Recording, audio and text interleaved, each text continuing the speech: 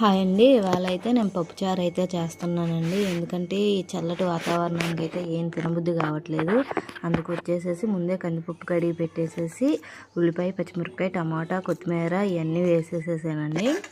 ఒక 4-5 విజిల్స్ వచ్చేసాక దాన్ని మెత్తగా స్మాష్ చేసేసి పక్కన పెట్టేసానండి. తర్వాత వచ్చేసి చింతపండు రసం అయితే తీసి దాంట్లో మిక్సింగ్ చేసేసాను.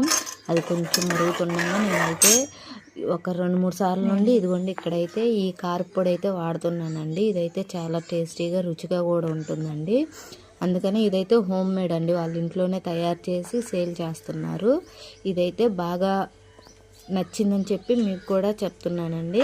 మీకు కూడా నచ్చినట్టయితే దానిపైన ఫోన్ నెంబర్ ఇచ్చానండి. కావాలంటే వీళ్ళది ఇంకొక వీడియో అయితే తీసి పెడతానండి. వీళ్ళ దగ్గర స్నాక్స్ అన్నీ ఉంటున్నాయండి. కారం అయితే చాలా బాగుంటుంది. అందుకే మీకు కూడా ఒకసారి చెప్దామని చెప్పి ఈ చిన్న వీడియో అయితే చేస్తున్నానండి. నేనైతే స్పూనున్నర వేసుకున్నానండి, సరిపోయింది. ఇప్పుడైతే పప్పుచారు అయితే మరుగుతున్నాయండి. అవి అయితే బాగా తెరులుతున్నగా నేనైతే పోపు కూడా రెడీ చేసుకుంటున్నానండి. పోపు వచ్చేసేసి కొంచెం తరువాత గింజలు, వెల్లుల్లిపాయ, పచ్చిమిరపకాయ, కరివేపాకు, నేనైతే ఊరమిరపకాయలు వేసానండి. ఇక్కడ చాలా టేస్టీగా ఉంటుందని చెప్పి. ఇదండి నా చిన్న వీడియో. మీకు కనుక నచ్చినట్లయితే like, share, subscribe. Thank you for watching.